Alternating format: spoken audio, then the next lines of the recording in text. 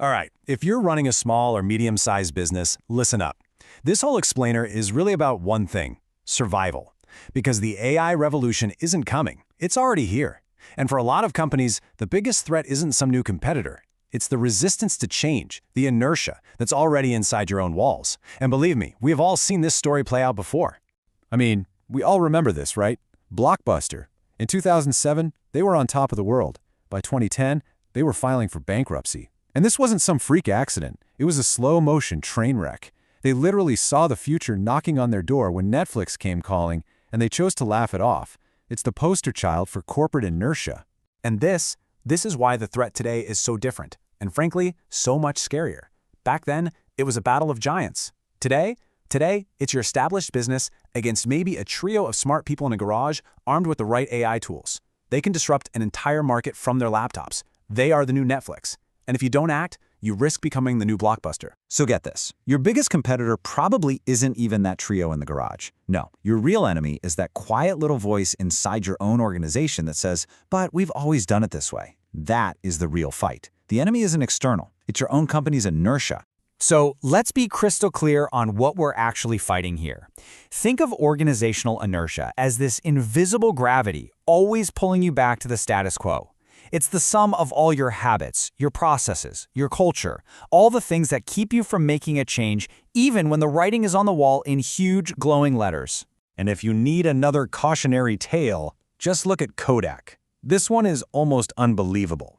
They invented the digital camera. Literally invented it, all the way back in 1975. But what did they do? They panicked. They buried the invention to protect their cash cow, the film business. That decision, driven purely by inertia, led them straight to bankruptcy court.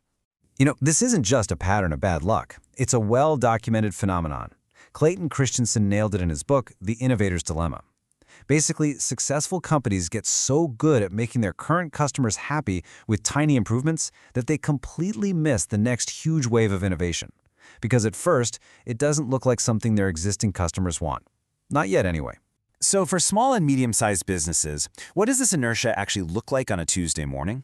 Well, it's that cultural resistance, right? That if it ain't broke, don't fix it attitude. It's not having the right people who understand the new tech. It's the constant squeeze on time and money. And it's having a structure where nobody really owns innovation. Does any of that sound familiar? Okay. Enough doom and gloom about the problem. Let's pivot and talk about solutions. How do you actually fight back against this? Well, we can learn a ton by looking at how some of the biggest, most successful companies in the world are specifically designed to crush inertia from the inside out. So you look at Booking.com, they are obsessed with experimenting. They test everything. Or think about Amazon's famous 2-pizza teams, small enough to be fed by 2 pizzas. Or Spotify's squad model. The names are different, but the core idea is exactly the same. They push power and decision-making down to small, fast, autonomous teams. And this isn't just some feel-good corporate theory. This stuff gets real results. For Booking.com, leaning into this culture and launching its AI trip planner led to a 25% jump in bookings for some trips. I mean, come on. That is a massive, tangible reward for fighting off inertia. So, the big question: how can a smaller business with way less time and money actually do this? The key is to forget about some huge top-down scary AI strategy. Instead, you're going to use a simple bottom-up playbook to get your first quick, easy AI win on the board. The absolute most important first step is a mental shift. Do not lead with the technology. Please, lead with a real business problem. Let the people who feel the customer's pain every single day, your sales team, your marketers, your operations folks, let them lead the charge. And the process itself is incredibly simple. It's designed to build momentum. First, you find a genuine pain point. Second, you throw a free or low-cost AI tool at it. Third, you measure the result. Did it work? And fourth, you shout that success from the rooftops to get everyone else excited. It's all about creating a snowball effect. Here's exactly how it works in the real world. A small chain of cafes use this simple AI tool to better predict how much food they need each day. And look at this. They cut their food waste by 20%. That's a clear, measurable win that goes straight to their bottom line. It proves this stuff works. And look, the barrier to entry has never been lower. It's practically zero. You don't need a huge budget. You can use free tools like ChatGPT to write marketing emails. You can use Canvas AI to whip up social media graphics. You can use an AI scheduler to get hours of admin time back. You can start small, and you can start today. Now I know what some of you are thinking. What about compliance and privacy and all the scary legal stuff? Don't let that paralyze you. You just have to tame the dragon. And you do that by starting small.